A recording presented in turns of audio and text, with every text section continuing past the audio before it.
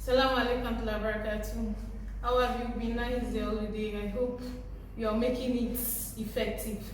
Now we are going to continue on our discussion in biology. As you know, we've done some things in biology over the last time. I hope you've not forgotten our last topic. Now, in our last class, we started discussing on homeostasis. We defined homeostasis as the process by which living organisms regulate their internal environment in order to maintain a fairly constant internal environment. Because I told you before, our body needs a moderation. It mustn't be too high. When it is too high, there's a problem, and when it is too low, there's also a problem. So, under homeostasis, we talked about some organs and systems that participate in homeostasis. Can you mention them? We have the kidney, as we started discussing. We have the liver, the endocrine glands. Endocrine glands, as I've informed you earlier, are also called ductless glands.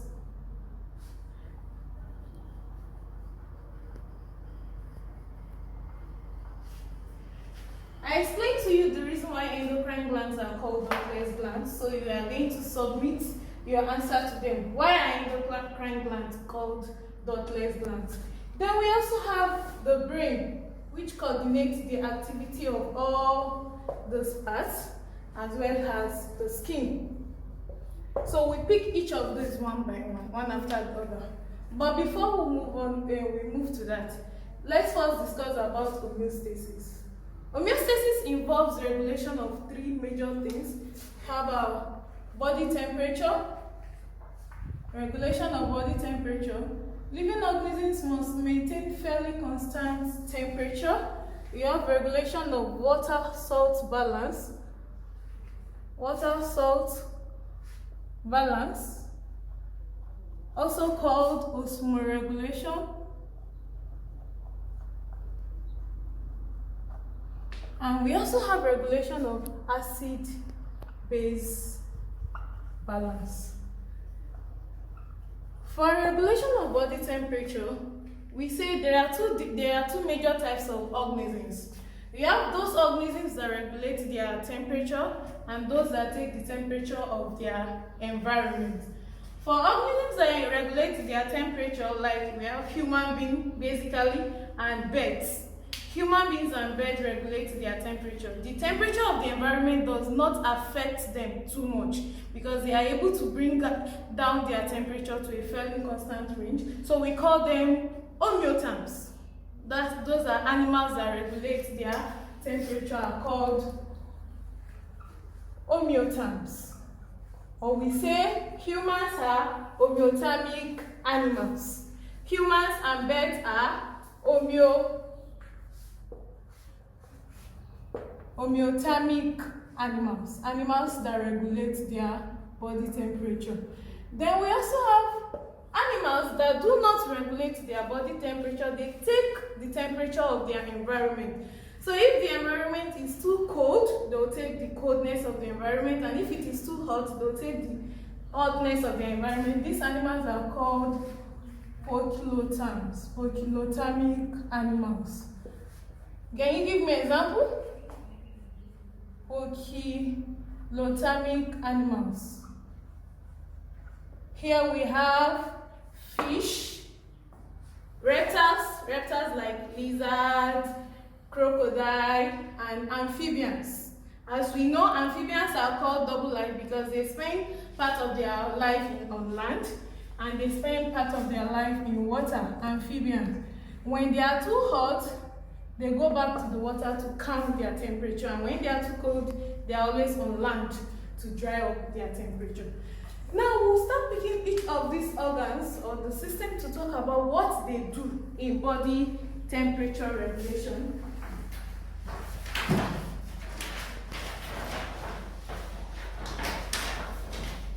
The first one, as we know, is the mammalian kidney.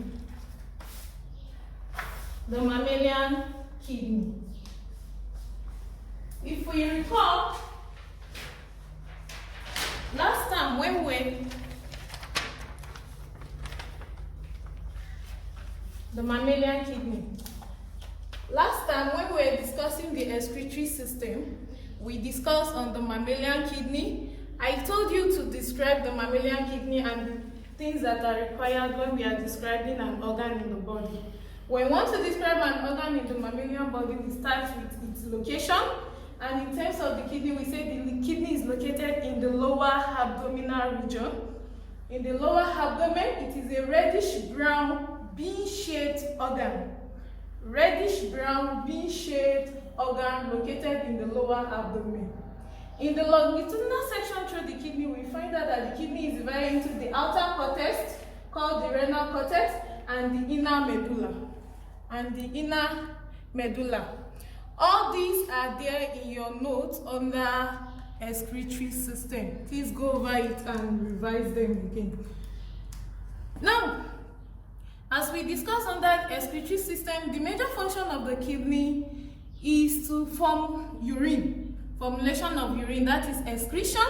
So excretion in the sense that when we have too much salt or too much water in our body, the kidney helps us to extract this from our body and we bring it out as urine. So the kidney performs three functions: osmoregulation, here, also excretion of urine and maintenance of acid-base balance. So the only thing that the kidney does not do when it comes to homeostasis is body temperature, but it also functions here. It helps, it assists the other part of the body to regulate our temperature. Because when the weather is too hot, the kidney reuse our water.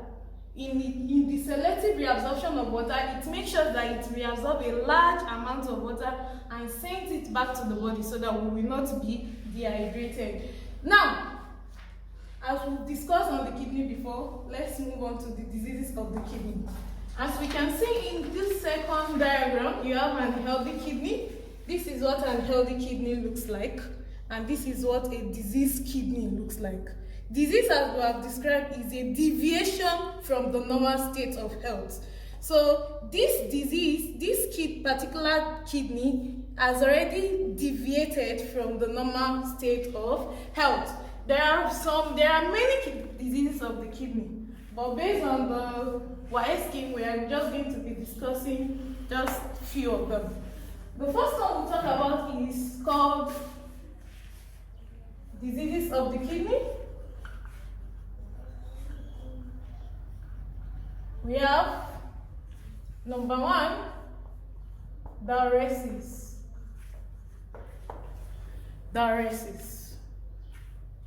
Number one is diuresis. Diuresis is a disease in which the cells of the kidney tubules, here, the cells of the kidney tubules are not absorbing enough water, as a result of which a large amount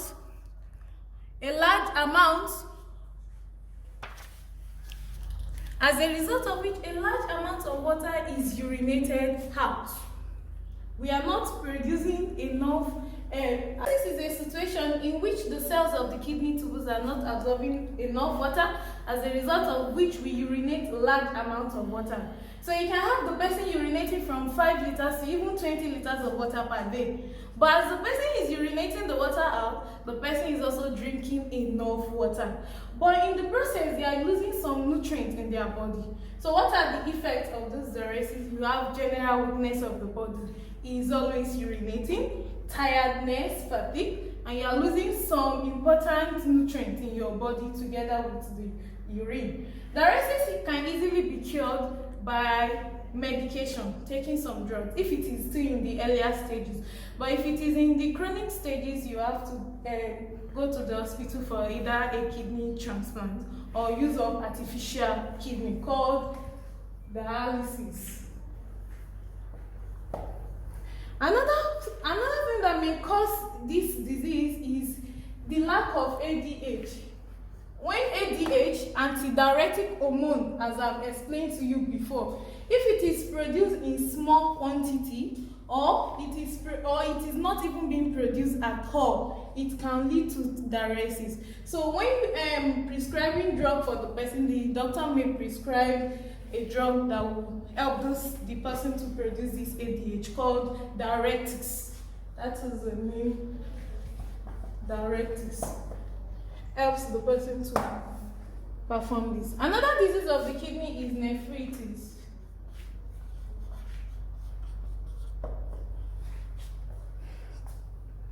Nephritis.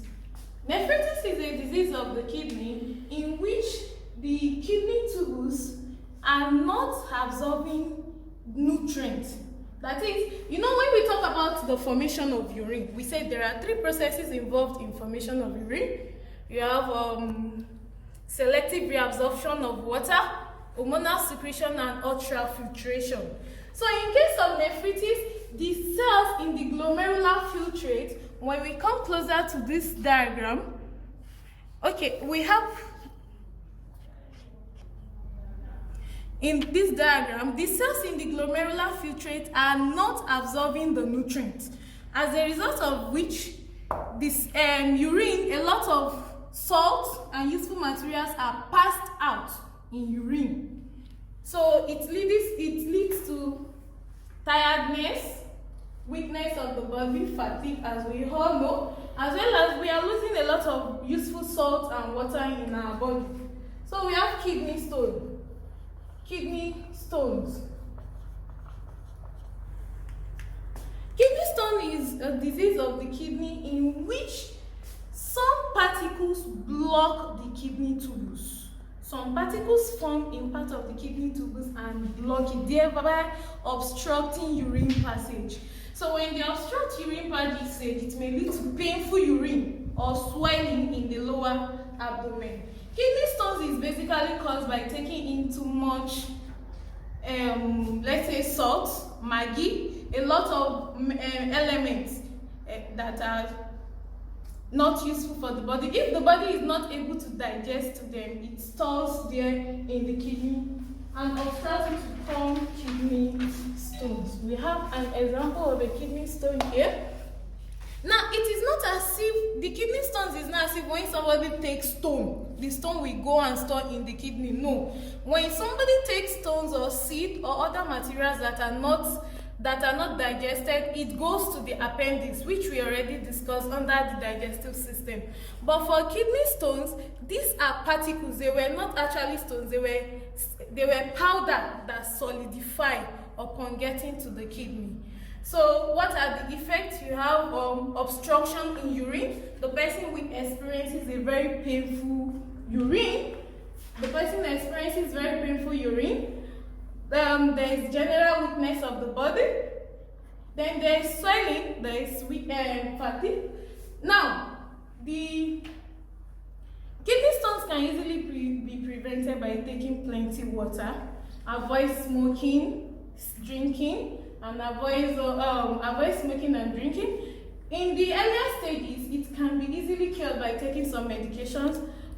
Drink a lot of water, and in the earlier stages, it can be easily cured by medication. But if it is in the serious stage, there have to be a kidney transplant.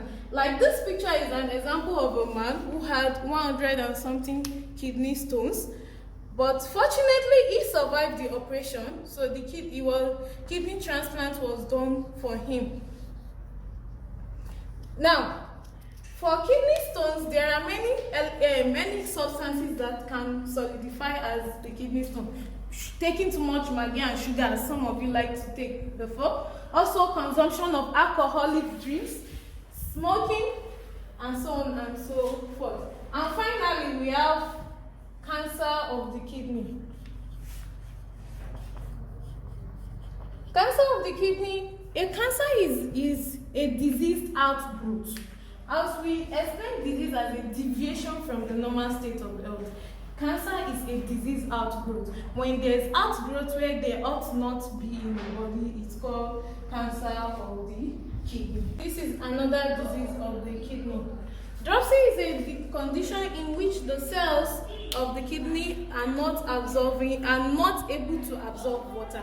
As a result of which, large amount of water is retained in the body, leading to swelling in the face, the ankles, and the hands. And dropsy is a disease that occurs not just in human being, it occurs in fish, as you are going to see in the slide that will be attached to the video. So in dropsy, there is a lot of water retained in the body. The effect includes swelling in the body and of course pain. When there are swelling in our body, it results in pain, inconvenience. So it can easily be cured by taking some prescriptions by the doctor, or in extreme cases, surgery. The next organ that we are going to talk about is the liver. The liver. The liver is a reddish brown organ located in the abdominal cavity. It is located in the abdominal cavity, a little slightly above the diaphragm.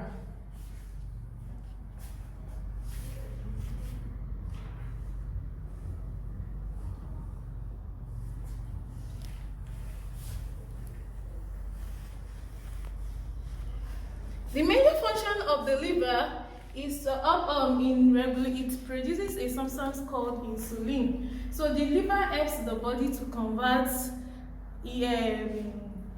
glucose, excess glucose in the body to glycogen. So the major function of the liver is that it helps us to regulate blood sugar. It helps in regulating our blood sugar. It also contributes to the maintenance of the acid-base balance in the body, and also contributes to osmoregulation in the body.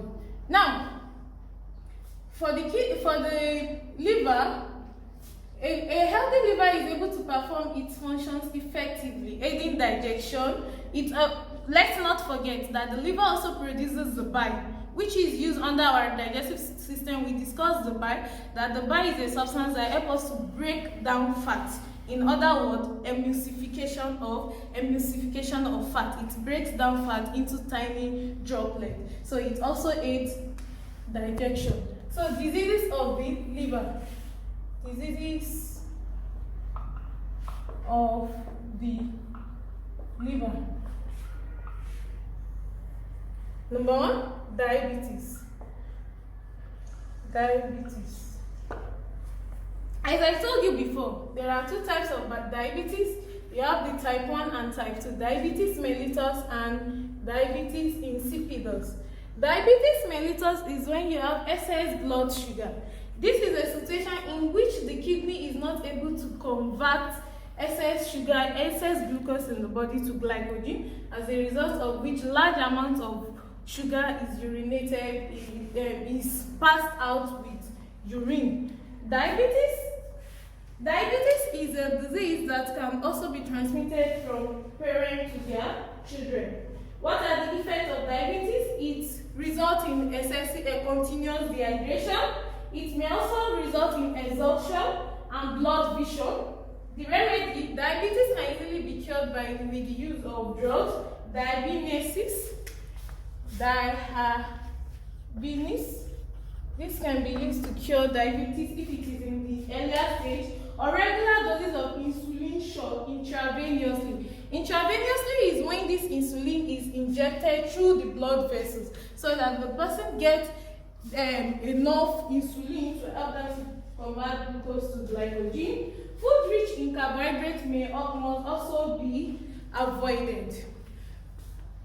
Number 2, we have infective hepatitis.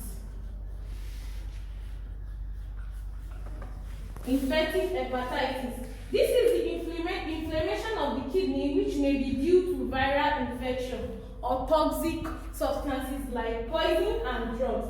This results in their inability of the liver to convert or reconvert glycogen to glucose. Why we say diabetes is when the liver is not able to convert glucose to glycogen. Infective hepatitis, on the other hand, is the opposite. When the liver is not able to convert glycogen back to glucose. This is a condition called infective hepatitis. Infective hepatitis leads to loss of appetite, severe headache, coloring of the eyes and urine. You see usually the person urinates, their urine is usually either yellow or white. Then you have gallstone. Gallstone it's quite similar to the kidney stone. But on the gallstone on the other hand is when you have disease outgrowth within the gallbladder. We discussed the gallbladder before when we were talking about digestive system. Then we have cancer of the liver, and so on and so forth. So let's quickly move on to the last part of the endocrine system. Let's not waste much time. The last part of the homeostasis, organs responsible for homeostasis are the endocrine system. The endocrine system, I told you before that they are called ductless glands. They are called ductless glands because they do not have conducting ducts. They do not have conducting ducts. So they pour their secretions directly into the bloodstream. Endocrine glands do not have conducting ducts. Therefore, we call them ductless glands. So let's look at the summary of it. You have the pituitary gland. We have the pituitary gland. And the pituitary gland is called the master gland because the pituitary gland is the one that stimulates the production by other glands in the body.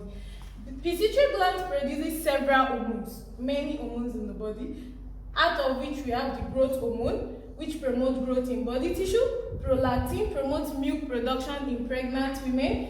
Thyroid stimulating hormone, TSH, stimulates thyroid hormone release. Then you have adrenocorticotropic hormone, ACTH, which stimulates hormones released by the adrenal cortex. We've talked about the adrenal before. The pituitary gland also produces follicle stimulating hormones. Follicle stimulating hormones that stimulate the gamete production, and so on and so forth. Next, we have the thyroid gland. The thyroid gland is located in the neck region. The thyroid gland stimulates basal metabolic rate. It produces tyrosine, and that tyrosine helps us in our metabolic activities. Then you have the parathyroid gland, which produces parathyroid hormone, increases the blood calcium level. Adrenal cortex, that is the adrenaline, located on top of the kidney, the left and right kidney, we have the adrenal gland. The adrenal gland produces adrenaline, which is our fight or flight hormone. Fight or flight hormone. It is called the fight or flight hormone because it is the hormone that produces that. It is the hormone that prepares the body for action. Whether you want to fight or you want to run away, it stimulates the body in terms of danger, and when in terms of danger, then you have the pancreas. The pancreas produces insulin, which is acted upon by the liver. The pancreas also produces, as we mentioned before, insulin helps to convert excess glucose to glycogen, while the pancreas also produces glucagon. Glucagon is the opposite, performs opposite function to insulin. Glucagon helps us to convert glycogen back to glucose. Then you have the testes in the male. The testis in the male is also an endocrine gland, and it produces testosterone. Testosterone, which is responsible for the male secondary character. The ovaries in female produces estrogen and progesterone. Estrogen performs the same function similar to testosterone. That is, it is similar for secondary reproductive characters in female, while progesterone is known as the pregnant hormone. It prepares the body for childbirth and as well as feeding the baby when the child is born. Now, that is all about the endocrine glands. Assignment. I mentioned some questions right during the presentation of the lesson. Please submit your answers to those questions. But in our next class, In our next class, we are going to be discussing on the effect of undersecretion or oversecretion of some of these hormones. Number 1.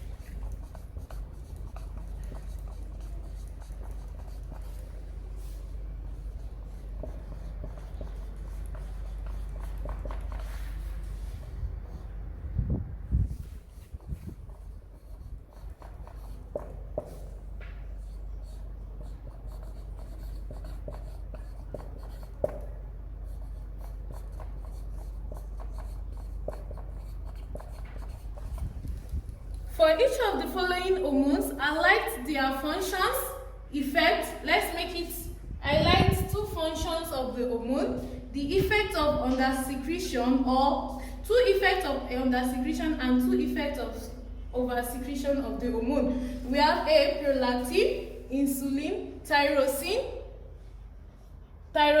and testosterone. And number 2, as we know, our assignment usually involves diagram.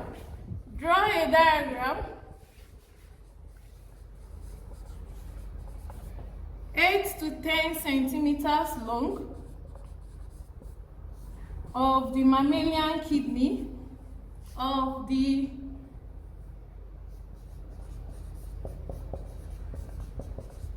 longitudinal section of the mammalian kidney and label fully.